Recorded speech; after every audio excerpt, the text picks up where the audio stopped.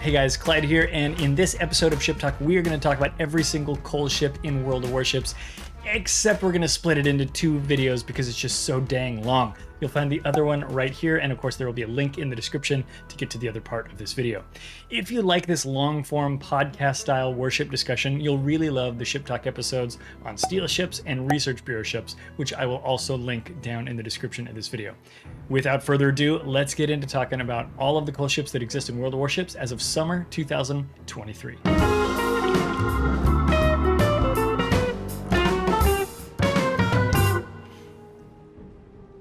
Well, hello everyone, and welcome to It's a Ship Show. We're just going to get right into it today because there's a lot to discuss.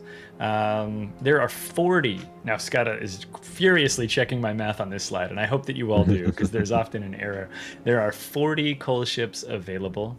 We have 13 tier 10s, 12 tier 9s, 0 tier 8s. We talked about tier 8s earlier. Wargaming does not put out tier 8 ships for any currency other than doubloons or sometimes in random boxes. Obviously, we've been seeing that a lot lately. So tier 8s, no coal ships, no steel ships, no research bureau ships.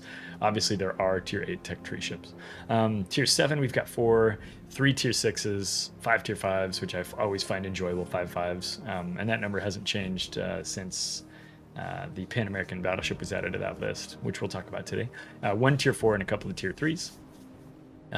As we can see, if we look at the classes over here, mostly we have destroyers. And I comment on this just about every time where I'm always like, man, I wish they'd add more coal destroyers, but I really should stop complaining because it's players in the battleship and aircraft carrier category who have the most room to complain there when it comes to their class not being as well represented in the coal store. So lots of cruisers, lots of destroyers. No coal submarines to date, although with the recent addition, I should say, of Gato in the steel store, I'm not expecting we'll wait long before we get a coal submarine as well. And then the total cost, if you add up the price of all of those coal ships, is there at the bottom, almost 7 million coal. This is why the coupon is so important, right? 6.888 million coal, or if you use a coupon on all of the ships, it comes down to just above 5. So you can save a lot of coal and use that coal for things like modules and silver, or signals, I mean, and things like that. Skada, anything to say about coal ship metrics? And chat has already requested that you say whammy. Whammy! There it is. I don't want that to be that's my catchphrase if I'm on news. I'm sorry. I think your comment about how I wish there was more coal destroyers. My comment is I wish they'd just put out some new coal boats. Other than taking, the most recent additions when we're making this video, are converting free XP ships to coal ships, which is kind of sad. RIP free XP ships. Yeah. If you how about you just put out a new coal boat in 2023? How about that? It's now at time recording June 10, 2023. I don't believe they've released a coal boat in this calendar year. I'm trying to decide if I think you're right. I think you might be.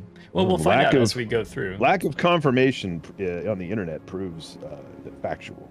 Okay. Yeah, it's Wargaming does have they have put out a bunch of ships in the coal store, but the ones I'm thinking of did come out late last year, right? Malta, Alvaro de Basan, Trump, right? All these ships landed in the coal store, and others, right? But I don't know if I remember one for 23. Well, we'll keep our eyes peeled for one coming in soon. But yeah, there we go. So 40 coal ships. This is what's available in the coal store. What we're gonna do, guys, is I've combined them into a few different slides. Decker demands Brisbane. I demand Brisbane for the masses as well. That boat is fun, and I want to make sure that it's out there and that people have a chance to play it. So I'm excited for when that lands in the coal store, and all I do is take battleships out there at Citadel Brisbane's while getting burned to death by Brisbane's. So what we're going to do is we're going to go through, I've arranged the ships into pages that kind of fit nicely. So tier 3 is going to sneak in and be a surprise on one of these pages. But for the ships from tier 3 through tier 7, well, at least through tier 6, we're going to kind of go in lightning round mode and try to just give a couple of sentences on each one and move along. When we record these videos, these are often 3-hour productions, and that takes a very long time. And I know some people, I think I was saying the other day on stream, there's always one guy who pops on, and it's not always the same person, and they go, sweet, 3 hours of ship talk, I can't wait, right? But not everybody is as interested in a 20-minute discussion on, I don't know, what's the tier 3, like Albany? It's not Albany, that's a tier 2, but like one of the tier 3 cruisers or whatever, or Yubari, right? Nobody wants a 25-minute thesis statement or discussion or essay on Yubari. So we're going to try to do those ones a little bit quicker today. And I guess without further ado, let's just get into it. So we'll jump over to our first page. Our first page is the tier 5s and tier 4s, because I tucked the 3s in with the 6s and 7s, spoiler alert. So I think we'll start with the tier 4s, and I'm just going to grab Yubari and say Yubari is great. It tends to get played by seal clubbers, and it's sort of hard to play. She's got very little armor. She's got terrible torpedo angles and only 6-kilometer torpedoes. She's got incredibly accurate guns, but only 4 of them arranged in 2 turrets, so 2 by 2, and she plays kind of like a destroyer with bad concealment. Skada, any thoughts on Yubari? They'll tell you, and it is relatively accurate still, that it's got decent AA, and so as a tier 4 cruiser, when you're up against Hoshos and Langleys and the tier 4 cruisers for the first time, Konsamolats, don't worry about it, your AA won't matter there because it's Russian, but against most of the tier 4 aircraft carriers, Yubari is actually kind of a threat, and that's probably what I would say is it's party piece. It's party piece, really. Yeah, that's true. Yubari is 25,500 coal. I wouldn't recommend using a coupon on something below tier 6 or 7, but yeah, Yubari is available. Marblehead. Go ahead if you have another thought. I'm just gonna jump out, not on Yubari, but just in general. Like we usually talk a ton about stuff. So my bumper sticker that I'm going to throw out there right away, and my take on the 4 and the 2 3s that you can get for coal is, at this point, I think those are really only for collectors, because there are so many combat missions that Wargaming dumps in the game constantly, but none of them are executable by ships below tier 5. And so if you aren't collecting, right, and you're buying your first coal ship, you shouldn't buy anything below tier 5. That's just my take at this point. I wouldn't buy these ships now unless you were just getting the last few ships you didn't have. Yep. I would agree with that too. The Charleston, which is the ship I was trying to remember a second ago, the tier 3, was like the last coal ship that I bought, right? One interesting note about the Charleston is, and this is a spoiler on our, well, I can just jump over there for a second, on our Charleston discussion, which is the ship here, right here, I can point at it, is 15,000 coal. You can buy the Charleston. It gives you a ship and a port slot. You can sell the ship and you keep the port slot, and then you can buy it for 15,000 coal again. So I don't think it's hard to get port slots anymore, but it has been historically. So if you're ever in a situation where you don't have port slots, and 15,000 coal seems like a good price for a port slot and some number of credits, you can do that. If you just want to keep the Charleston, that's fine too, but there's a way you can kind of launder the Charleston to give you some credits. For 15,000 coal, doing that to get a port slot and a 3-point commander when you're new. If you at least want a 3-point commander when you're starting, and like maybe you already have done one line on the US side, enough that you've gotten crates, enough that you've gotten some coal, go do that, get a port slot, get a commander that you can then use as you start the USDDs. So at least you start with a 3-point commander when you're new. I can see there being value there. Well, especially for a free-to-play player where you're at if you're a free-to-play, which I was free-to-play when I started, obviously my soul has been lost to the devil or whatever, but like when I started, I was fully free-to-play, and schemes like that were really important because it's a way that you can get that leg up without spending any real life money, which is cool. Will you dance get that commander on stream? No, I will not. Get that commander, get that port slot, get a little silver out of reselling the Charleston that you can use to buy. You probably enough to buy that like tier 2 DD or Samson that or put towards the South Carolina or whatever the bottom of the battleship line is if you're trying to go up one of those other lines. I could see that being a nice way to do that for the American line. Yeah, and then the last thing about premiums that are below tier 5, because Scott brings up the missions thing, which I think is really important for players to understand, especially when you're a new player. When you're new and you're free to play, that's like the only way you're getting stuff, right? It's the best way you can get stuff. 100%. You jumped on it, and that was exactly right. Yeah. If No, you're good. You're good. I do that too constantly, so I'm trying to roll with it. But like, yeah, it's a really great way for you to get resources when you're free to play and when you're new, and those resources are worth so much to you. For players that have 8-year-old, 6-year-old, 5-year-old, 3-year-old accounts that are really mature, those missions are less critical, and you might not even pay attention to them. But as a newer player, you want to be playing ships that are helping you move down those tracks. The other thing, and I say this, I think every time we do this, is those low tier ships are great when you're teaching your friends how to play World of Warships, right? If you've got somebody that you get, hey, come play World of Warships with me, and you're up at tier 10, you need to be able to come down and play a Yubari or a Charleston or something at those low tiers where you can hang out with your friends. And you might as well be playing a premium, because that's fun for you. You can bring down a captain or whatever. That said, you might have a low tier tech line ship that you really love too. Play that. That's fine. You don't have to have these. And as Skada said, I think making them the last ships you buy is a good idea. Yeah. Okay. Marblehead. Skada, why don't you give us the basics about a Marblehead, and we'll talk about that ship. Yeah, Marblehead is a tier 5 premium analog to the Omaha, which is the US tier 5 tech tree cruiser. Has a couple differences from the tech line one. I think turret configuration on the front of the ship might be slightly different. Number of guns might be slightly different, but again, I'm kind of rusty on it. Marblehead, if I remember right, has longer range torpedoes than the tech line ship, I think. Yeah, they're 8 kilometers, and the tech line has 5.5s. Yeah, but I think it has way worse AA. Yeah, and I think it has worse AA, and I do think those longer range torpedoes are lower damage. But 8-kilometer torpedoes on a tier 5 cruiser is a lot more usable than than 5-kilometer ones, which are like suicide torpedoes, basically, or coup de grace torpedoes, depending on your playstyle. Armor-wise, if you can pull that off in an Omaha. Yeah, I mean, armor-wise, tier 5 cruisers are all so. I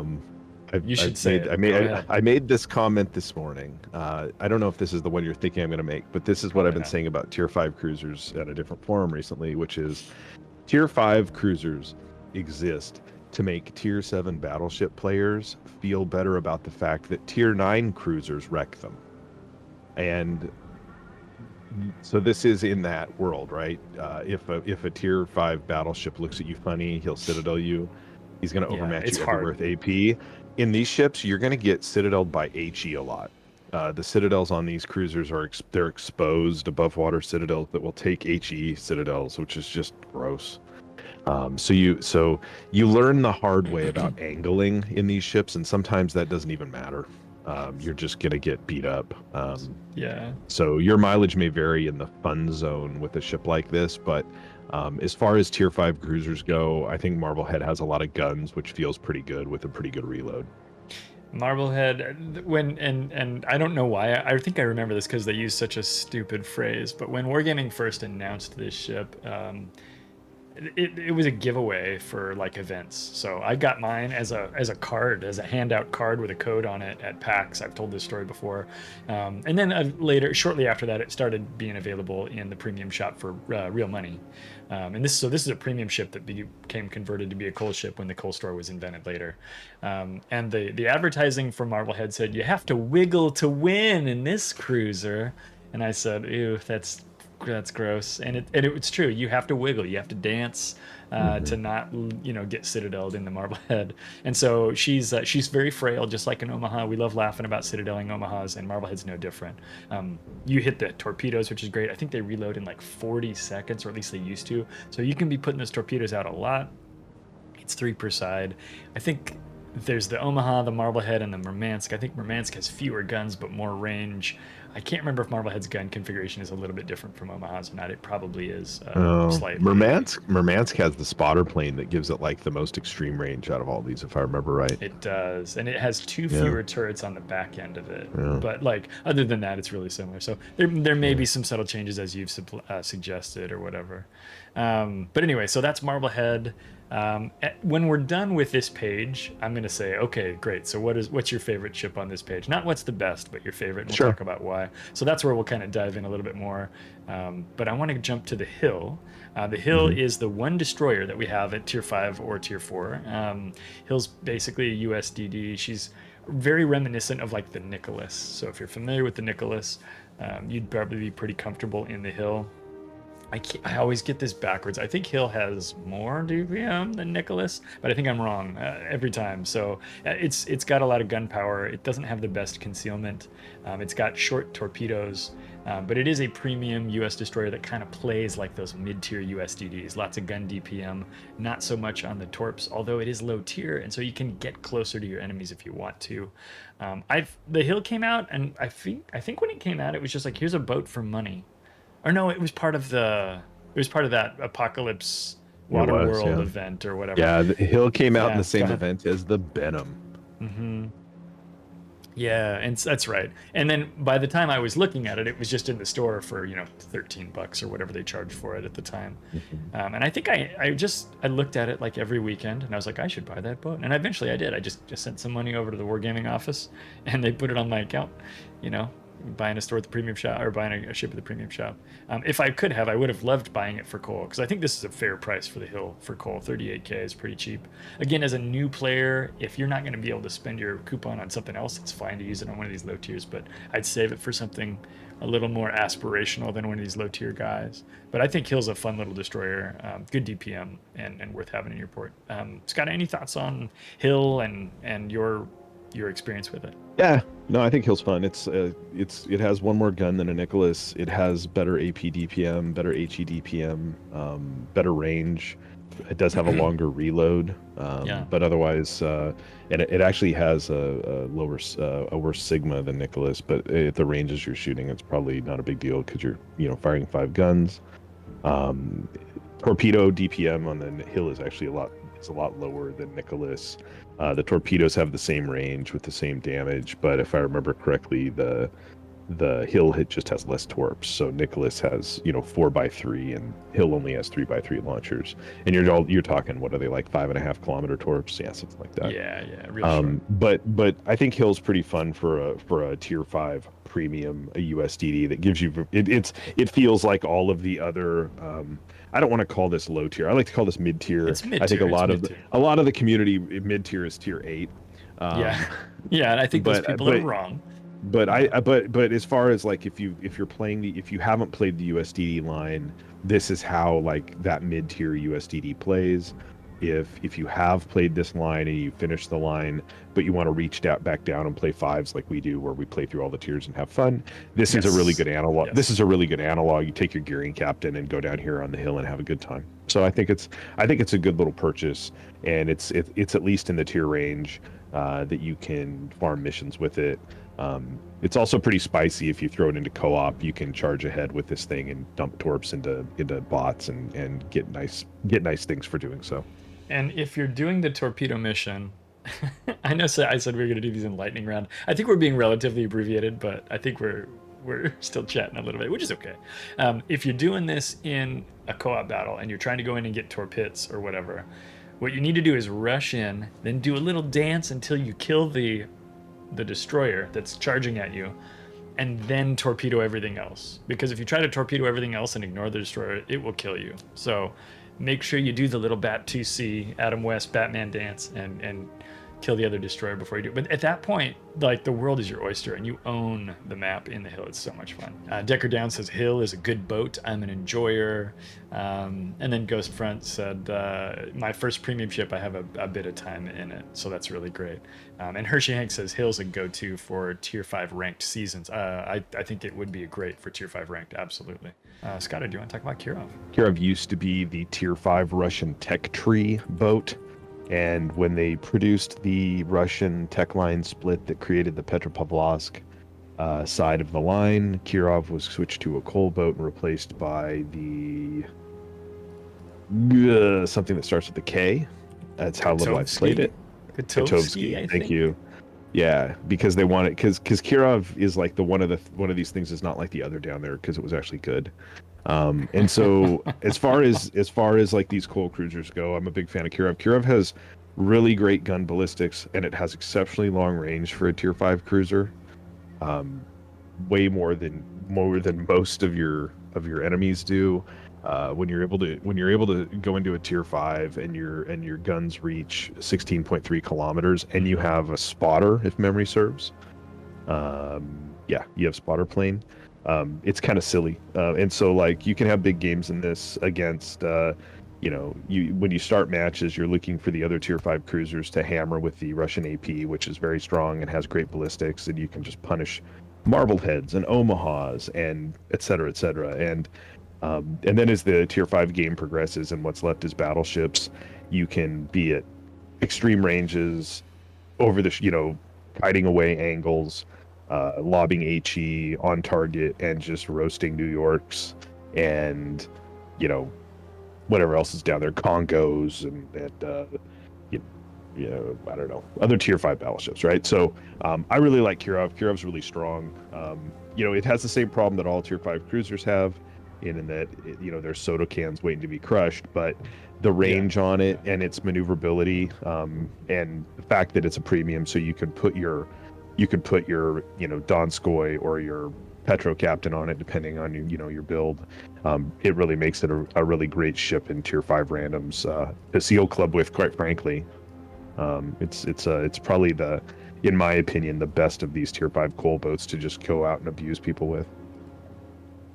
Yeah, Kirov's pretty good, and what's funny is I'll share my experience as a newer player. When I was new, the Soviet cruiser line has been around for quite a while. I don't remember exactly when it happened, but it was earlier in the game, right? Moskva's been around for a long time, back when it was the Moskva line. And when I got to Kirov, I really, really struggled with this ship, not knowing how to cruiser for reals. And as you pointed out, tier 5 cruisers like to pop. And when you get to tier 5, you start facing tier 7s and things like that. Life gets a little bit harder. And I found it really difficult to play Kirov. I think I ended up finishing with like a 45% win rate in it, which was below my average at the time. And I thought, man, this thing, it can hit so hard, but it just can't take any damage whatsoever. And what you can't do in it is broadside, right? I mean, you just can't open yourself up because it's not hard to hit. And when you do hit it, it's not hard to citadel it, as you pointed out, like all cruisers at this tier. But the guns on it are incredible. And so if you get to where you can understand how to use islands to cover one of your sides and allies to cover the other, where you can keep your bow in and things, only using that back turret when it's safe to do so, you'll find that this is a really good ship. So returning to it later, after I'd been through the school of getting my face punched by people for tier upon tier upon tier of cruiser play, coming back from the minefields that led me through the Mogami, which was hard to play for my first tier 8, and the Ibuki, which was hard to play for my first tier 9, coming back later, this is a really fun and very powerful ship. So if at first you're struggling in Kirov, don't let that put you off. She's worth having. I was clicking around and showing the ship. I can't remember if you mentioned, but she's great for Citadel missions. So if you need to get Citadel missions, I love Kirov for that. If you're just farming Citadels and co-ops, right? You can you can just go get tons of Citadels with it in co-ops too. Yeah, just a good ship for that. So obviously supporters of Kirov right here.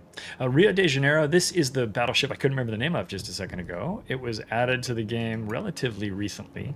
And so Rio is basically, or it is the Agincourt, but as sold, or as it would have been sold, or what have you, to the, I want to say it's Brazil, right? Is this a Brazil flagged ship? Yes, I got the Brazilian flag on it. So Rio's pretty great. Just like the Agincourt, she's got 0 anti-aircraft. But what she has is kind of good guns that shoot at range. She does not have the secondaries that you might expect if you're familiar with Agincourt. But she does have really good guns with decent range for the tier. I kind of describe Rio as a good basic battleship. And I find that she's pretty reasonable at that. 53,000 coal is not an incredibly high price. So again, it's one that I think a newer player could get. And if you're looking at, having a trainer for the new Pan American cruiser line, Rio might not be a crazy choice for players with a thinner port, who don't have a lot of premiums. And Skada, Rio thoughts? Yeah, I mean, taking away the comparison to Agincourt, other than the fact that mechanically they are the same model, there's a little bit of difference with that piece of steel between the pipes there where they've got those planes parked. I don't think Agincourt has that, but anyway, or maybe they've got rafts on that. This ship has 14 guns, right? They're 305s, but You got 14 guns and 7 turrets. Turret traversal on it's brutal, but all low tier battleships suffer from that. This ship has really great AP DPM.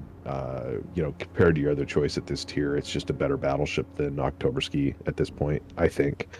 It doesn't have. I always feel like Rio has really strong range. It does have really good range compared to Agincourt at 16.1 kilometers, but that isn't as good as Oktobraskaya. 31 second base reload. Stigma is only 1.7, but I think this ship's very functionable at tier 5. If you end up if you're in the matchmaking where you're getting 4s and 5s with it, is pretty strong. If you're fighting 7s in it, you're probably going to have a bad time, because that's just your lot in life as tier 5s. But it's a pretty good coal battleship, and like you said, it lets you get a premium in the Pan American nation, which now has an actual tech line of cruisers, and so this allows you, when you're not using a captain to move up that tech line, if you want to have him have a battleship build, he can go have a battleship build, or she or it or whatever, and you can get a different experience if you're working on that captain from always playing the cruisers. You can go play some battleship and get some XP that way. So I think that's probably the best thing about it. I mean, yeah, you're not gonna, you won't be like, oof, boy, I finally hit 21. I want to give a shout out to Rio for helping me get there. I mean, it'll help, and really, you should buy it if you want to play a tier 5 battleship. Obviously, the range on it, like you talked, that's true that it's not as good as Oktobraskaya. Like the best ranges at tier 5 are 21.2 kilometers on the Congos and Congo clones, and so obviously 16 isn't that, but 16 is plenty to be having the engagements you're going to have, because you got to think about the cruisers and destroyers that exist at tier 5 too, right? A lot of those guys are shorter range, but yeah, that's good points on that. And I forgot about the gun count. Lots and lots of guns, so I think this is it's a ship that you could certainly add to your port and be happy about. Okay, last one is Oktobraskaya. The Oktobraskaya Revolutsiya is available for coal. This was originally a ship you could just get for free for doing a mission, which a lot of people don't remember. The mission was probably slightly, actually, I don't know. Probably, I don't know if it's easier or harder to get than 50,000 coal. But that's what she costs now, 53,500 coal. Big broadside on this ship. There's is it 12 guns, I think, on Oktobraskaya? Yep. Let me pull it up. 4x3. Yeah, and so if you get your ship really broadside, you can take a big shot at your enemies. Here, let me pull it up here and I'll show it to you. I've got a fancy camo. This does not come with the ship. You can get a really good broadside. In order to use that broadside, you've got to expose your own broadside, so it can be a little bit dangerous to do. She is pretty powerful. You were talking about how you thought Rio is a better battleship, and I know you talked about a couple of those reasons. Do you want to highlight kind of the differences or the weaknesses that you see in Oktobraskaya? Well, I don't like this ship, but that might be because this was the first coal ship that I bought. This has been a coal ship for a very long time, and this was the first coal ship that I bought. And I remember getting it and then not liking it. But this ship isn't bad. It has it's got pretty good gun armament. It does have a better Sigma than Rio at 1.8. It has a better base range at 16.8. The turrets traverse extremely slow, but that's the case with all these tier 5 battleships. Armor-wise, I think this ship's pretty potent for the tier. This is a progenitor to the actual Russian battleship line. This ship existed in game before the Russian battleship line did, so it does not have the national characteristics that are present on the Russian battleships, which would be your limited quick use. Or no, it does have limited quick use. It does have Did it always have that? Yes, this was the first ship that introduced that. It doesn't have the ballistics and stuff. Don't feel exactly the same as what you'd expect. Though. It does have some differences, but it does have the limited use DCP. Okay, well, slap my butt and call me Fanny. I didn't think it had that. So it's so old that I would have thought the same thing as you, though. Right? Anyway, so yeah, there you go. If you want to feel how those battleships work, you can get that feeling, I guess, from this. But this isn't a ship that I reach for often. That said, if you want a Russian battleship trainer, this is the one you can get at tier 5. There you go.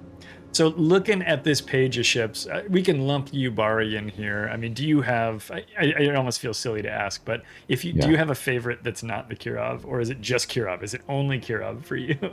I'd be Hill. If not Kirov, I'd get Hill. Yeah. I actually agree. I think those two are my favorite two ships on this page. I like Yubari a lot, but being a tier 4, it doesn't do missions and stuff like you said. There's reasons to leave Yubari on the shelf and get it later as a collector. If I were picking two ships and only two ships from this page, for me, I would pick Kirov and Hill as well. Yeah, and newer players, a lot of newer players, at least on NA, tend to lean in on battleships early. And so if you are a battleship player, right. I like Rio, but I would probably say you get Oktobraskaya first because literally 0 AA on Rio is painful. It's hard, right? And There's carriers know, right? Yeah. Carrier players know They're that ship, you can just that. go kill that ship. You can fly, just drop over it all day long. It's really a pain in the butt if you end up in a carrier match with it. So Oktobraskaya at least has some AA. The Rio is a captain trainer, but it's a captain trainer for CVs, is what you're telling me. Yeah, well, just training you to drop like torpedoes or something. But anyway, okay, great. So there is our tier 5 and tier 4 page.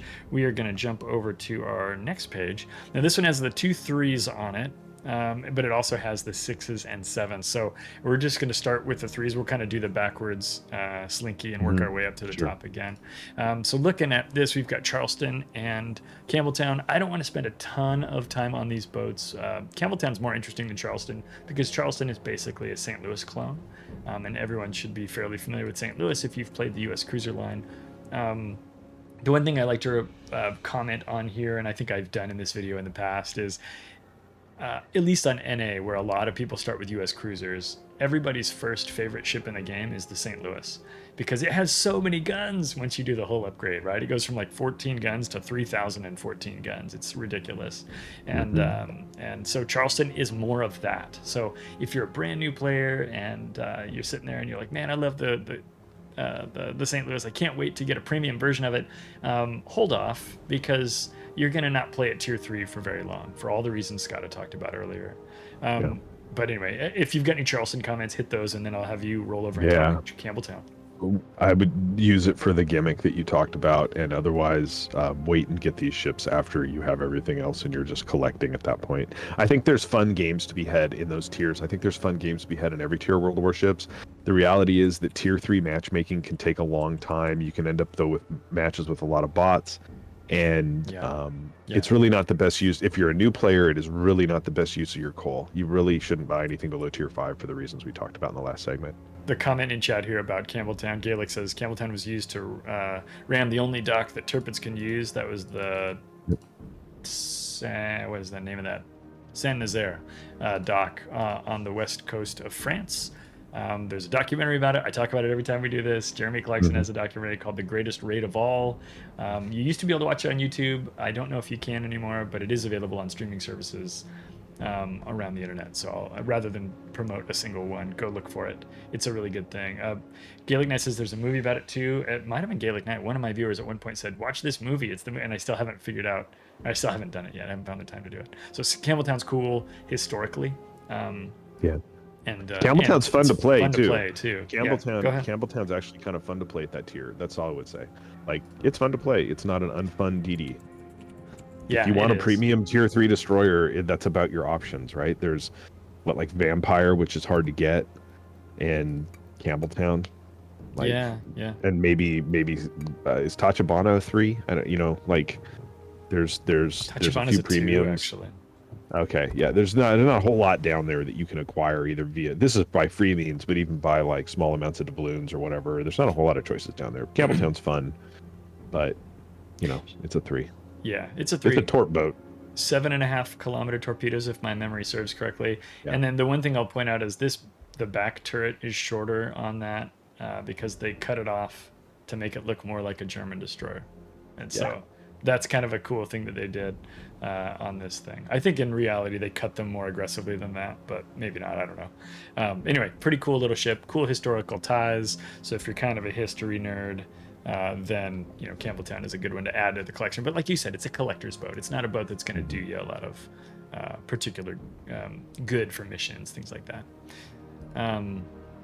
In my day, Campbelltown was the free ship they gave us, says Decker. That's cool. Was that like for creating an account? They gave you a free one? We'll jump over to Anshan next. I've talked about how Anshan was the first premium ship I ever paid money for in this game. That was the ship that made me not free to play anymore. And then I was cheap to play, but not fully free to play. Hey, Camo, welcome to the show. So Anshan's a tier 6 Pan-Asian premium destroyer. It's based on a Soviet design. I want to say it's a Nevny. It's similar to Nevny. So she's got guns. She runs around. Advantage over Nevny is she's got 8-kilometer torpedoes, which is cool. I find Anshan to be a pretty fun and effective destroyer. There's not a ton that's really like it in the Pan-Asian line in terms of ship cohorts, that kind of thing. You could probably run your same like low yang captain if you had that tier 8 premium on it and be happy enough. But I find Anshan to be pretty good. Sure, concealment's not the best. I think it's a little over 6 kilometers, 6.2, 6.3, something like that, which I'll look up here when I throw the mic to Skada. But I find Anshan to be pretty fun, but it's fun for people who like that Russian style gunboat play and don't mind and want a couple of destroyer torpedoes to go along with it, which you can use to torp stuff at 8 kilometers, which at tier 6 is a perfectly reasonable range or whatever. Skada, Anshan, thoughts from you, sir? Very fast for tier. The base speed's like 38 knots. It has a lot of hit points at the tier. Like if you compare it to the Gallant, which is the other coal boat here, it has a lot more hit points, a couple thousand more hit points. It's got 130 millimeter guns with really good AP. You can citadel things like we've been talking about, like tier 5 cruisers. You can certainly citadel with these guns. The gun ballistics are good because they're Russian ballistics on a Pan Am cruiser, and then it has really great tier 8 torpedoes that aren't deep waters, right? They're normal torpedoes, if memory serves. Oh, that's true. They are normal torpedoes. Yes. It's not like the normal Pan Asian stuff. So all in all, this is a good boat. This boat pops up in when there's ranked seasons that are tier 6. This boat gets played. In the past, when they've done tier 6 clan battles, this boat gets played. Has smoke as well. Yeah, speed boost. It has an engine boost consumable. This is just a good destroyer. If anything is, if it has any drawback, it would be detection, right? It's concealment. Yeah, 6.3. By the way, I looked that up while you were chatting away. And so that'd be its one. But a lot of destroyers down in that tier range that aren't like Japanese torpedo boats have that kind of concealment. So it's a good boat. Yeah, and we talk about Anshan and everything, and I think every time we have this discussion, we say it's a good boat, and it is a good boat. That is totally true. But I think in some types of modes, clan battles or ranked and stuff, it does get overshadowed by other boats, including Aigle, which we'll talk about here in a little bit. But it does not mean that Anshan isn't a good, reliable machine for those who get comfortable with how to use it. Kleptus says, I used my first coupon for the Anshan, and now the second one will be for some tier 10. And I think that's fine. I think players who are newer to the game, and Kleptus, I shouldn't assume how long you've been playing WoWs, but when you're new, your first coupon, I think you should totally spend it on a tier 6, 7 boat and see what that's all about, because that's one of the ways that you can get into those upper tiers, and those boats will be peers to what you're working in the tech line, and I think that's a really reliable, or a really good way to become reliable when you're playing the game and learning the game. So don't be shied away from using your first coupon on something lower than tier 10. People got to get over that idea that tier 10 is the only place to be, because while it is fun and it is sort of end game and we want to get there, it's not the only place to be. Hershey Hank says Anshan used to come with a free XP boost built in. That was back when its permanent camo had sort of unique attributes, and that was cool. I don't believe that we see any of that stuff come from Wargaming anymore, Hershey Hanks, but I would have to go and buy it again on another account or whatever, or research around. But I think all of that stuff is gone, and the camo or the economic bonuses are more standardized now, which is pretty cool, or which is pretty important to know. Pretty lame. Pretty cool. It's lame. It's pretty lame. Yeah, it's lame. It's lame. And we're gonna go on to Gallant. So Gallant is a tier 6 British destroyer. This was the first British destroyer in the game, if memory serves me correctly, and I believe it does. I bought Gallant immediately. They announced it. They said it's a tier 6 boat for a nation that doesn't exist, and I was like, can't wait. Let's get my hands on it. because I was excited by it. I thought it had a really cool looking camouflage, which I'll show you guys here while I'm chatting about it. And I thought it was really interesting. Gallant's biggest weakness is it has terrible anti-aircraft. It's like a single-digit number in Wargaming's weird, flawed rating scale. But she's got fun guns. The DPM isn't particularly unique, I don't think, and I don't think the pen is unique. Little White Mouse has a beautiful review on this boat from back when she did these incredibly detailed reviews. I don't know if she's still doing those or not on the forum, but if you look it up on the forum, it is, I don't know how many pages of data and charts and graphs. You guys think I like spreadsheets and stuff? Nope, not anywhere near as much as Little White Mouse does. And her take on it was the guns were kind of meh. I always kind of enjoyed them, and I found them good enough to start fires and things like that. I think she's got reasonable and usable torpedoes, but again, that big weakness of needing to hide from airplanes is one of the reasons why this boat might not be fun in a carrier meta where there's so many games, at least on an A, with 2 tier 6 carriers per match, right? Skada, what do you think about Gallant? Meh. I don't think it's a must get. Honestly. I think, yeah, it has like 120 millimeter guns. The HE just barely pens 20 millimeter, which, you know, most DDs you need to pen 19 millimeter, so that's fine. The flight time on the shells is like 8 seconds over 10 kilometers, so it's not like totally horrible. I think when I play this boat, I tend to play it more as a torpedo boat because it does have 8-kilometer torpedoes.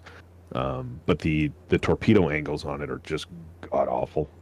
It's like what yeah, they are pretty tight. It's like out the sides.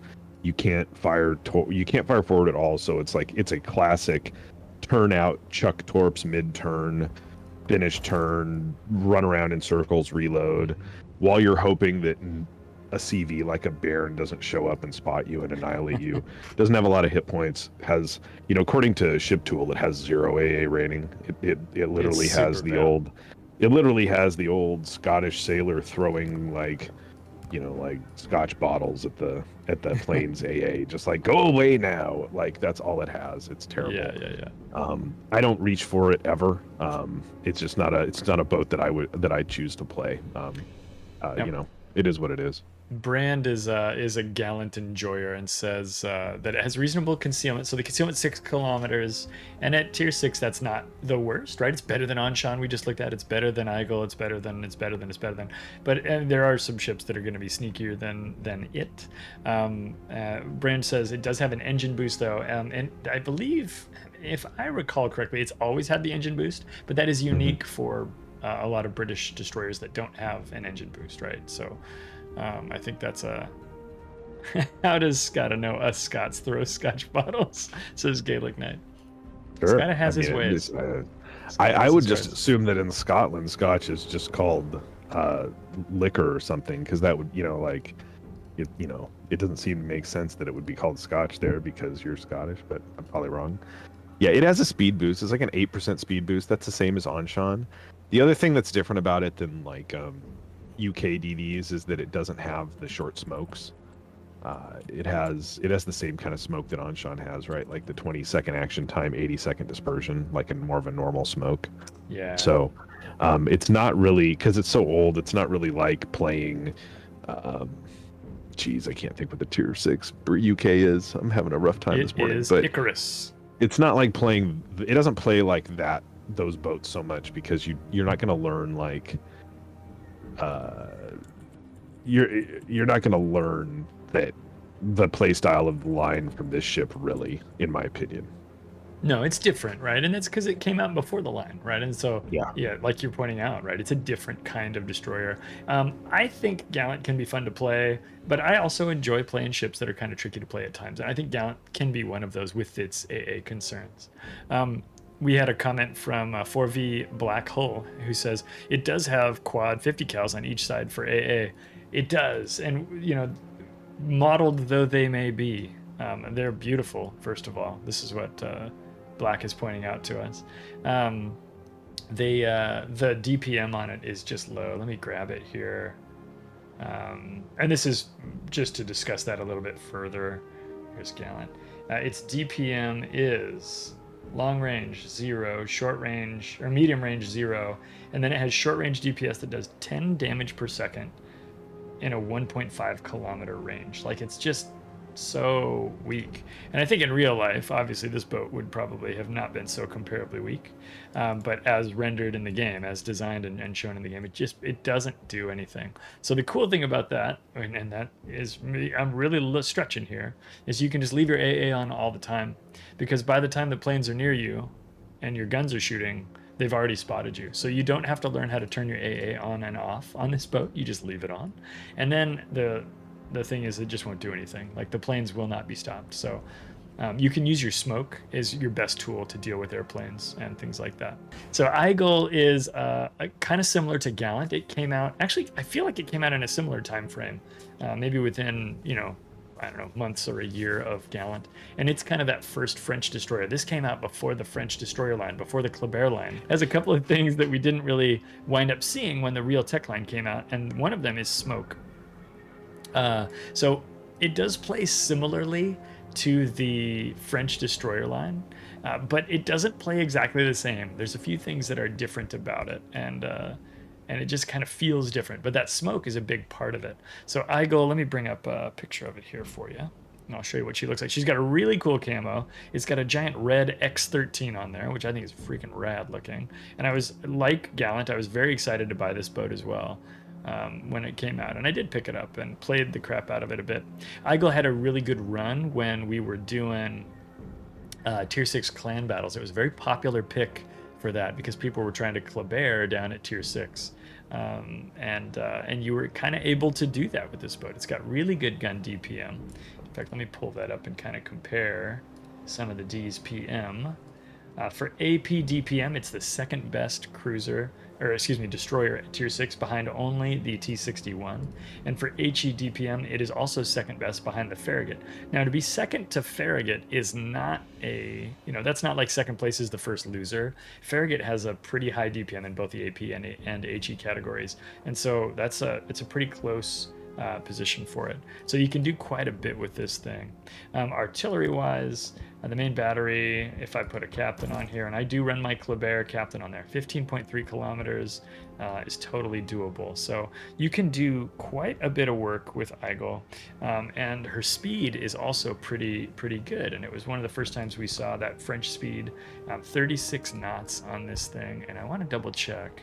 She's got a 20% speed boost. So that 20% speed boost is going to add a little over 7 knots to your speed, putting you up in the mid 42s or so. So as a result of that, Aigle's got that run and gun Frenchness. I do find that she's not quite as fast as I would hope, but again, that's a Clyde problem, probably not an Aigle problem. This is another situation where, because it's a little different than the actual tech line, it's not really a great trainer for playing the tech line. Aigle, mechanically, this ship class, like in real history, was between the Gupard and the Vauquelin class, which are the Tech 6 and the Tech 7, right? So this ship, in real life, was the ship in between. It plays like them in regards to how it moves around and the way its guns work at 139 millimeter guns, and you can use the HE and stuff. Yeah. The good speed boost is great, but then you have these like decent smokes, and so you can play this more like in a traditional smoke gunboat where you can move into, in those kind of tier ranges, you can put yourself into a capping position, you can smoke up, and you can farm with it, which is not how you would play Gupard or Vauquelin, right? You have to be moving to farm in those because there's no smoke. And so this if you're looking to learn how to play French DD, it's probably not that. But if you're looking for a tier 6 HE gunboat with smoke, it's that.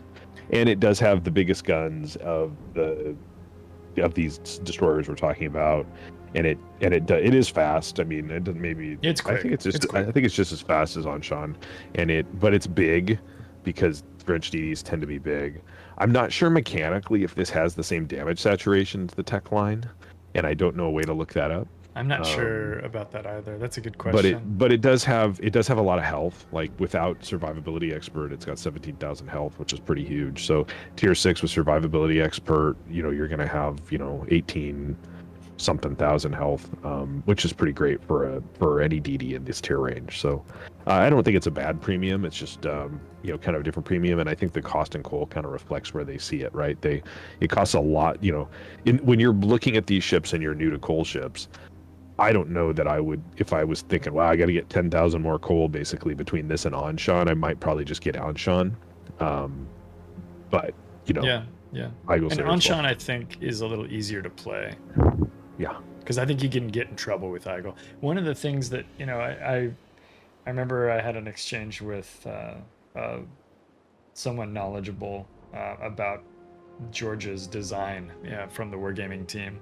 And they talked about the best way to buff Georgia is to remove its ability to go fast, right? To get rid of its speed boost. If you wanted Georgia to be a stronger battleship, to perform better, take away the speed boost, and then your potatoes will stop speed boosting into danger. And as a rule, the ship itself will just it'll have higher numbers on average. And the same is true for fast ships like Aigle, right? You can put yourself in positions you should not be in. I wanted to grab a couple of comments from chat. Sure.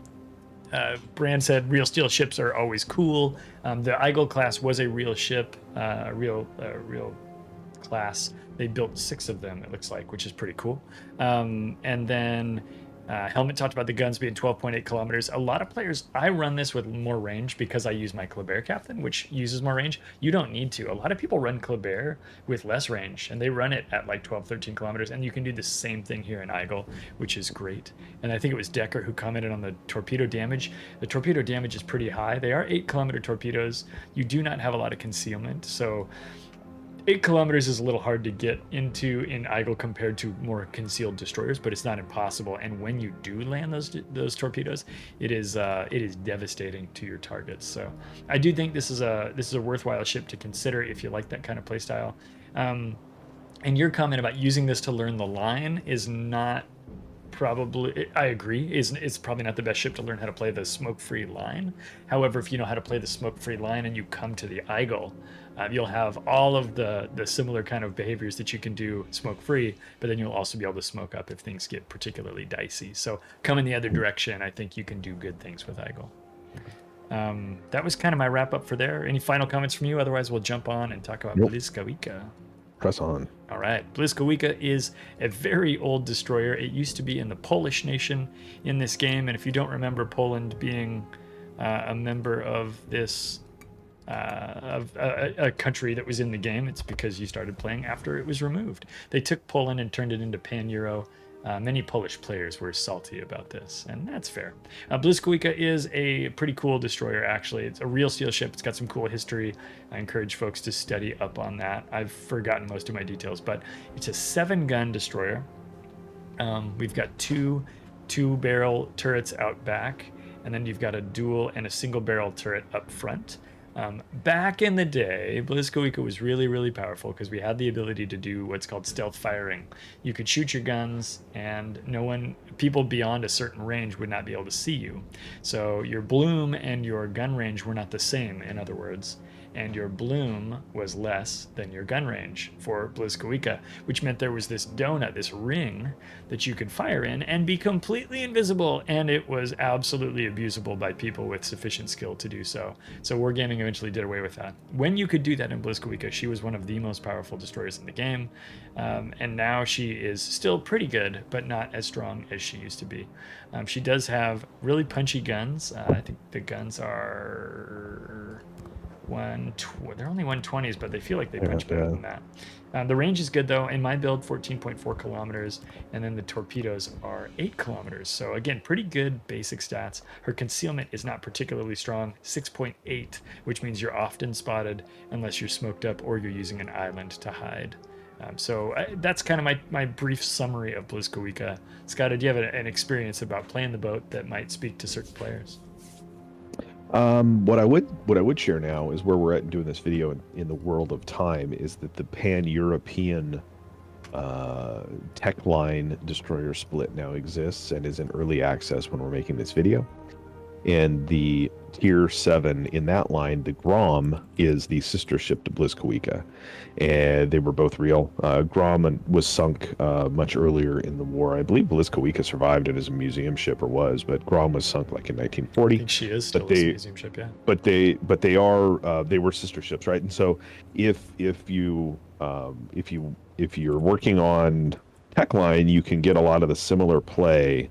There's a lot of the stats are the same. The health, the speed, between the two differences in the new tech line is that they don't have AP. They only have HE shells. The HE shells between both of these, the Blizz and the Grom, are like identical, but the range on the Blizz is a little better. But the concealment on the Grom is a little bit better. And so there's a couple just slight variations between the two. Prior to the existence of that tech line, Blizz was a little bit more unique. I do think that Blizz is probably better than the Grom, the tech line version, because it has AP, even though it's small AP, but also the torpedoes reach a little farther and they actually do damage. The Blizz torpedoes hit way better. The Grom and that Pan-Euro split, their torpedoes are all really light damage torpedoes. But if this is one of those situations now where I could say, if I was looking to spend that coal and I want that kind of DD, should I do that, or should I maybe just go play the tech line and get the Grom and kind of have that situation where we have Blyzkawica at home? We don't necessarily need to get the coal one, and we can play the same kind of boat as a tech line boat, because mechanically, for my personal preference, I don't think this boat is nearly as good as it used to be for folks like you who played it when you could do crazy things with it.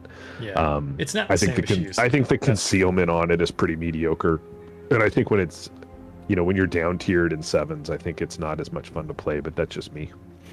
Yeah, I have 20 or I'm going to be wrong as soon as I say this, but I'll say it anyway. I think I have like 20 or 30 games in this thing with like a 75% win rate, which is totally artificial because all those games are from back when it was pretty seal clubby and pretty powerful, right? And so that is not something that it's just not what she used to be. I do still think that there are players who are like, nope, I'm standing by Blizz. It's my favorite ship, but it's so good, and that's cool because it is actually for a tier. This is 7, by the way. We just left tier 6, and now we're in 7s. So for a tier 7, by the way, 51,000 coal is a pretty good price. But I think what you're talking about with the approach, the soon to be released for reals tech line that includes the Grom, you could probably say, yeah, I got something that's close enough. I'm going to save my coal and get a unique gameplay experience by getting a different ship. And I think that's not a crazy idea to choose to do. The Blizz does have an interesting history at the start of the war. I'm going to put the Wikipedia article in here. You can go just kind of skim through that. There's some real photographs of it. It is, I believe, still a museum ship, which you can visit in Poland. And the camo in-game looks like the camo that they have painted on the ship today, which is really cool. It does have an interesting history where at the start of the war it did escape Poland and flee to Britain to prevent being like destroyed through German action at the start of the war. Right. Which is cool because then it was able to do some stuff. Grom befell that fate IRL. Grom was bombed out by the Germans, I think, in that same action when they were trying to escape Poland, and Blyzkawica got away.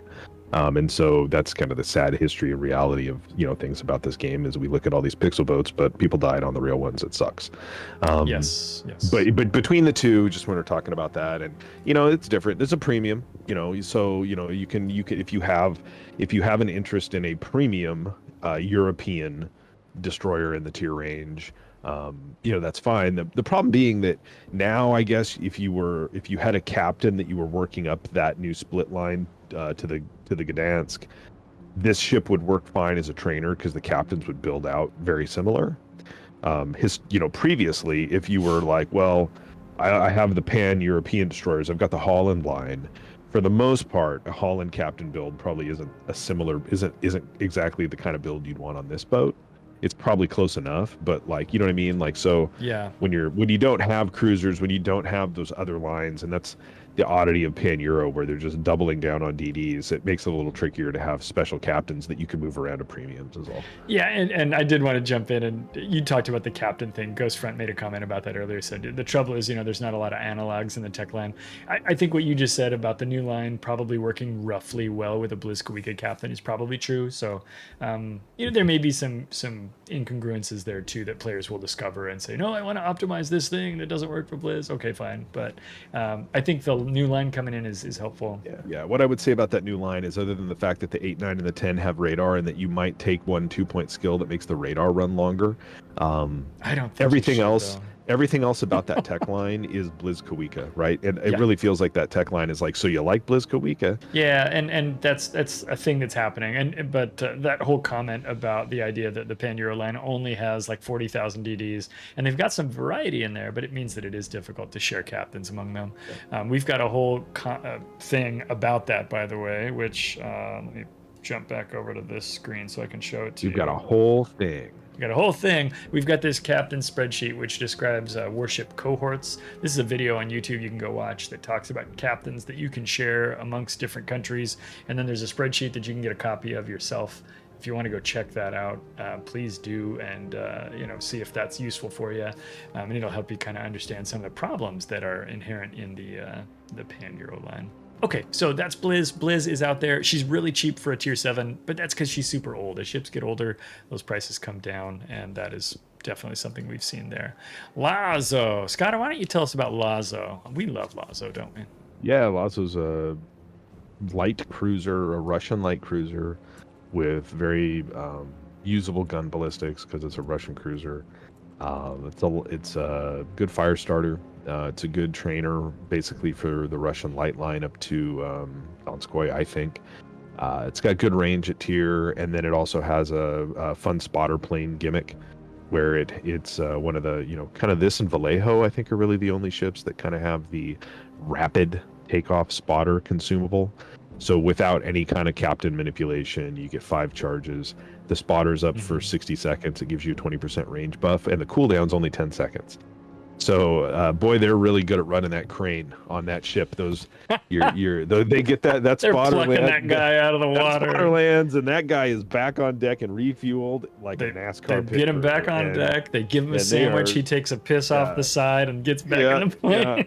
They're back in the air, and they are spotting for you right away. And if you take the newly buffed Eye in the Sky skill, you get 2 more charges, and it does even more stuff. I don't recommend taking Eye in the Sky with rapid takeoff spotter, but if you really want silly spotter plane memes, you can do that. It's got, it does have hydros that are 4 kilometer ship detect hydros, which are fine. They're good for avoiding torps, 3K detection torps. Yeah, they're good that way. Doesn't have a heal. It's a light cruiser. It's prone to getting beat up if you miss position. But all in all, we both really like Lazo. And take it away. You've got 20 minutes for Lazo. Go. All right, let me get my note cards. Something I don't think I've ever told this story. When Lazo came out, I heard somewhere, or I assumed, or there was a tweet or something where somebody said, it's like Kutuzov at tier 7. And I was like, oh, cool, I like Kutuzov. And so I got Lazo immediately. And at first, I didn't much care for it. I wasn't sure how to use it. And I said, well, it doesn't have the smoke. And I didn't know how its spotter plane worked. And when you first get spotter plane, especially in the old days before you could hit the C button to make your angle go up or down, spotter plane was hard to use. It was challenging to use. There are times where you want that higher view, which you can get by hitting C, or you can bring your planes back down and just have more range in your normal firing view. And Lazo is, it turned out to be a ship that I really, really like. You covered, I think, all the basics. I will highlight the thing where you said it can get beat up. You'll always take a Citadel if you get too close. There's no reason in this boat to be closer than like 15 kilometers to anything. And you just want to be chucking that spotter plane up whenever you need to, because that spotter plane gives you a longer range than some of the battleships you'll be farming. We talked about the Rio de Janeiro, 16-point-something kilometer range. This is going to put you up in the 17s, I think. And so you'll be able to farm people who can't shoot you back. And as a light cruiser, that's just a joy. And it's one of the few joys you get as a light cruiser when you're fighting against battleships. So take advantage of that whenever you can. Definitely will be punishing. You will be deleted. You will be sad about that. You will need to take a minute, but really fun boat, good DPM, fire machine. If you're doing fire missions, this is a good one to do it on. I think Gaelic Knight said I play it just like Shores. That's exactly right. In a lot of ways, it's a premium Shores that can do the range more often and more better. Hoojam says it's just a Shores in the end. It's just a Shores that can do more range. But no, you're not wrong, Hoojam. And Shores is a great boat. That's a good thing to point out too, which is that if you enjoy this idea, or if you enjoyed the Shores, you can also just play the Shores and not spend your coal on this, save your coal for something else that again gives you a unique experience. That's one of the things we're trying to get with warships. And as players get more and more ships, you need fewer and fewer of them because they don't all provide unique experiences. And so you can just skip one. It's okay, right? But in the I should say need is not even the right phrase for that. But in this case, like, I really enjoyed playing the Shores, and so for me, when I realized that it's more like Shores than it is like Kutuzov, I was like, oh, okay, cool. That's also a thing that I like, and so I'll just do that. But you can definitely just get the Shores if you want. Yeah, Shores actually has better DPM because it has a better reload, and Shores also has a spotter plane. It just doesn't have the rapid spotter plane. And so if you don't want to invest in a coal boat and you want to play a similar way, by all means play Shores. The difference here is that, and why we like Lazo, is because we don't have to worry about having a captain on Shores that is like fun to use, right? And that's something that I worry about, because I don't have, I probably have a 10 point or an 11 point or something like that captain on Shores. So for me, being able to pull my Donskoy captain, I think that's who comes down to Lazo. Which may not be super optimal for Lazo, because I'm sure I have IFHE on there, or not my Donskoy captain, my Nevsky captain, yeah. But I bring that captain down to Lazo, and that makes it easier for me to do that. But yeah, Shores is like, it's the same boat as Shores. Just have that, you don't have the rapid spotter plane, you've got a normal spotter plane, but you're gonna have the same kind of ranges with both spotter planes up, which I think stretches out to like 19, because base range is already like 17.3. Is it really? Oh my gosh, that's so crazy. Yeah, I feel like I should know that, but I'm usually too busy burning things to be, I guess, looking at that number. Yeah. Helmet says the commander rework really nerfed this ship. I mean, yeah, the commander rework presented changes all up and down the game for sure. I mean, we're still experiencing those as we go on. I think the further that gets in our rearview mirror, the less that'll sting for us. Luckily, I don't think it made Lazo unfun to play, thankfully, because again, as you just pointed out, the range is still kind of absurd, right? Okay, Duke of York. I'll take a quick stab at Duke of York. So Duke of York is a British Tier 7 premium battleship. I know we do a lot of living in the past in this game, and I'm going to live in the past a little bit here. Duke of York I got for free for doing a mission back in the day, something that we just don't really see as often in World of Warships these days, or at all, really. But here's Duke of York. I have a fancy camo. This isn't the one you'll get. I'll show you the official camo as well. I didn't realize this was the one I was wearing. The advantage that Duke of York has over, say, tech line ships and things is that it has hydros. So it doesn't have the longest range. Gosh, what's the gun range on this one, Skada? Do you remember? I think it's like 16s. 16 something. Duke of York, 18.2. Oh, it's 18.2. Okay, so it's better than I thought. So with that and the hydro, that kind of sets you up to do some scrap in there. She's very much a KGV, a King George V clone, but with hydros. And so I really enjoyed the KGV. In fact, when I was playing the British line, KGV was my favorite British battleship as I was going up the line. And then I got to the 8, the Monarch, and I did not enjoy the Monarch. The Lion was like fine, and the Conqueror is really fun, but KGV was a ton of fun. So I was excited to get this as a premium version of KGV. It came out really close in time to Hood, and so at that time there was just a bunch of Tier 7 British battleships floating around, and I played Duke of York kind of the least. I wound up liking Hood a little bit more, but of course Hood costs money, so if you're looking for a premium Tier 7 British battleship, Duke of York's a good pick. Scott, I'm going to show off that other camo, but what do you think about Duke of York while I'm doing that for the people? Yeah, I mean, it's Duke of York and KGV were both the same class of ship in real life, right? I think the downside now, and when I look at the two, Duke, what's the difference, right? Why would you want Duke of York over just playing KGV if you have both, or if you have the tech line and you're working on it? Because KGV's got better stats other than Duke of York's gimmick is that it has a hydro, but it's giving up like 5 seconds of base reload to get there. And that's a lot. KGV That's not KGV has a insignificant. 25-second reload, which is so nice. If you're HE spamming with both of them, that helps, right? Because you're able to get, if you get fires and somebody else puts them out, the quicker you can get fires back on that target. When their damage con is down, all the better, right? And these ships are both good at that. Yeah.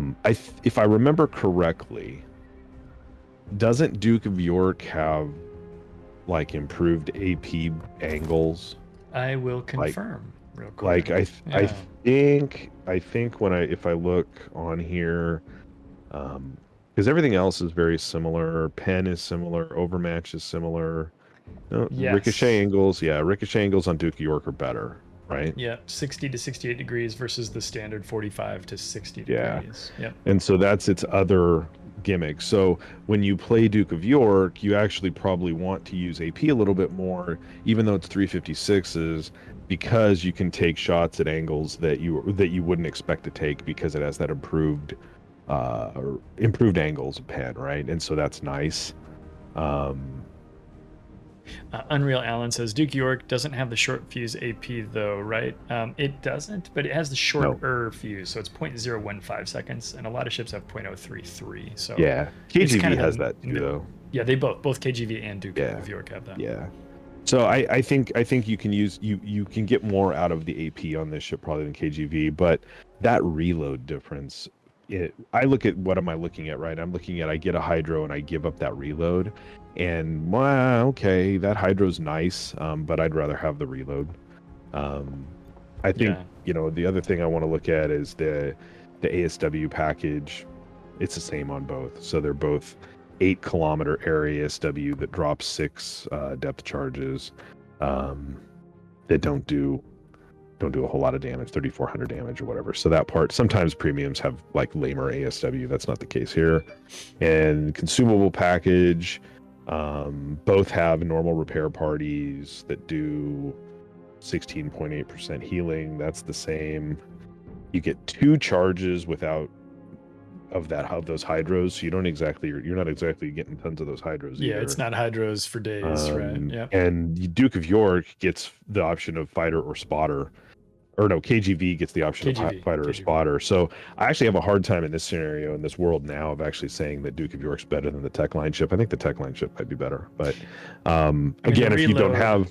The reload alone is worth a lot, right? I mean, that's going to let you do more, have more effect and impact. So like in like a game like a ranked mode, I like the hydros on Duke of York because there's fewer targets I have to worry about. My DPM, though critical, is not as critical as it would be in a in a different scenario. Whereas in more of a random battle, I think it's KGV's reload all day long, probably. Yeah, and I don't remember the history of like buffs to that British Tech Line, and if some of those variances that exist in today's version of the game on KGV that make it better existed before. But right now, as it stands statistically, Duke of York seems kind of like a bummer. And so like if you haven't gone down that Tech Line at all, and you want to try out British battleship play, and tier 7's not a bad place to be trying that if you haven't at all, I suppose. Duke of York gives you kind of a representative gameplay style, right? It gives you, in the tier range, right? You don't have the mega heal that you do on the high tier ships, but you've got kind of smaller guns. You kind of lean on the HE. You can use the AP on this, which you wouldn't use as much on the other. So, but it's not a bad trainer. It's just if you have worked the Tech Line, I don't know that there's a huge value to this. Skada, why don't you introduce the Flint to us? It's kind of like the Atlanta, but not. Yeah, Flint, formerly a steel ship. So you look at the coal price on it, and it's a big jump over the other ones on this page. That's because they consider it a steel legend. It's a tier 7 light ultralight cruiser. It's similar to the Atlanta, same class of ship as like the Atlanta or the Flint. The Flint, obviously, the Pan-Asian tier 7, the Shumfon, is also the same ship or the same style of ship. Doesn't have extreme gun range. I think post captain's changes, the best you can do is whatever it comes with it, which is like around 12 kilometers or so. I think I have it here in front of me. I'll Nah. grab it here while you're chatting about it. Yeah, it's Give you like the numbers. 12.4, reloads 5.1. Great HE and AP DPM though, just because of the volume of fire. It's got 6 turrets at 127s. Unlike this, actually has less turrets than the premium Atlanta, which is a doubloon premium. Represents a slight variation on this class of ship. I think it's like what is like Brooklyn class or something like that. These used to have relatively strong AA, but nothing really has relatively strong AA anymore.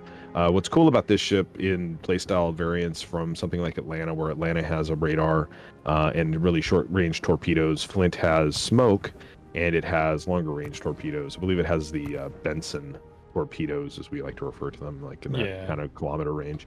And so you've got a little more torpedo power. You can also, instead of having to hide behind an island, you can make an island of smoke for yourself to hide in and do some farming. I think Flint's a fun ship if you like ultralight cruiser play. It's an expensive coal ship, I think, because of the whole Steel Legends status, which I think is a bit unfortunate. But I is. do I mean, that I do sucks. like this ship, but if you're interested in the ultralight U.S. cruiser style of play, which is now represented in the game, in a tech line ship, the Shufan for Pan Asia, a premium in Flint, at tier 8 in the American premium, the San Diego, and then in certain ways, the tier 9 Pan Asian tech line cruiser, the tier 10 Pan Asian tech line cruiser, and the tier 10 steel ship Austin. They're all very similar in the style of play. The armor gets a little better, guns change, but this is kind of that same style of ship. So I think it's a fun ship, but the price of it is a bit prohibitive. When we think about Atlanta and later Flint, these ships, they were kind of the progenitors of that U.S. ultralight concept. The fact, at the time, Atlanta was like a weird premium at tier 7 that wasn't like the light cruisers we already knew about. It was ultralight, right? It had those destroyer style guns. It was really crazy. And now, as you've pointed out, we've got tech lines, we've got a lot of premiums, we've got ways that these ships are represented in the game, even things as far reaching as like Smolensk, right, which is not a US style ship, but it's similar in spirit with that small caliber main battery. And so there's a lot of ways to play a ship that is in that vein. Very few of them are Flint, right? Flint has non-deep water torpedoes, it has smoke, it has hydros, it has a good main battery and that short range, and it does a great job with all those things. But I think that, with those new ships coming in, it makes things like Flint seem a little bit less unique. But I still think Flint is great. I think it was Ghost Front a second ago who said, like the Atlanta, but easier to use. Agreed, right? With the smoke, you can do more things that keep you alive longer. Atlanta's radar is an aggressive attacking tool, and Flint's smoke is a defensive security and safety tool, right? So if you think about those two things, one's just a little more defensible, one's a little more aggressive. And working together with a friend in an Atlanta is a really fun thing to do in the Flint. With Atlanta out there, with San Diego existing, granted San Diego's a real money ship that is going to cost you actual buckaroos or whatever your local currency is.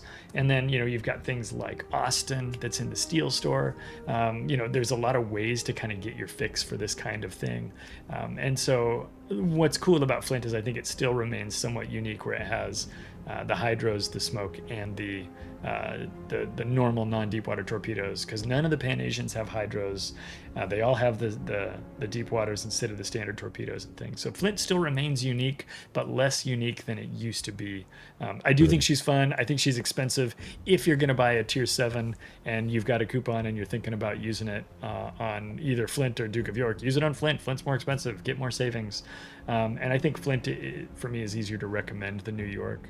But actually, as we get to that conversation, Skada, on this page, maybe excluding the tier 3s, which I don't think I have to do, but I will. If you were to pick one or two ships, which ones would they be? What are your favorites from this page? The only one of these I probably play with any regularity is Lazo. I used to play Flint more, but I just haven't played it as much recently.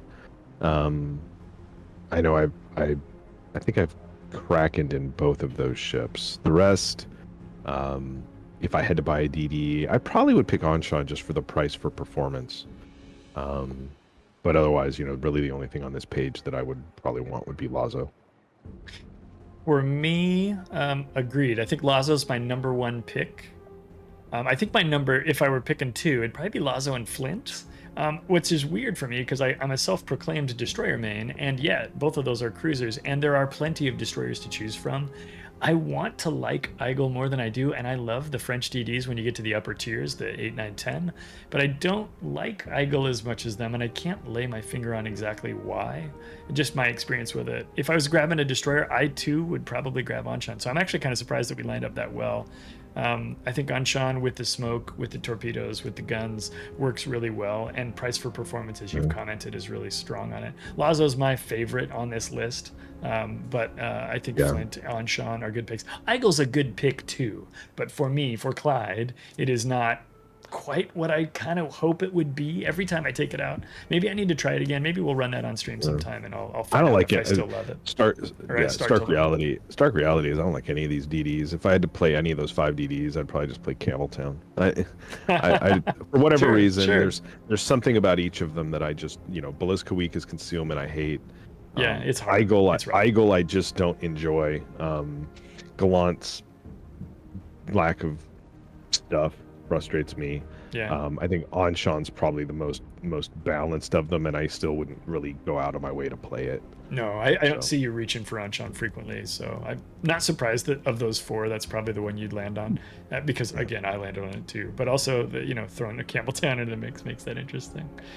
Forrester says Anshan is my bae. Bowmaster says Anshan is best. Bowmaster also said maybe Aigle, or Helmet and Bow said maybe Aigle. Decker says give me that Aigle. Yeah, so lots of Aigle love. Helmet with the Lazo.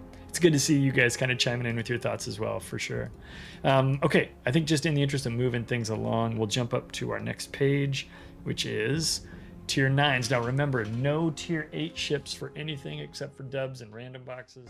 Thank you for watching this episode of Ship Talk. I really hope that you enjoyed our cool ships discussion. We're going to continue this talk right over here in the second part. Until our next live stream, video, or battle, take care, be cool, and be nice. Bye, Captains.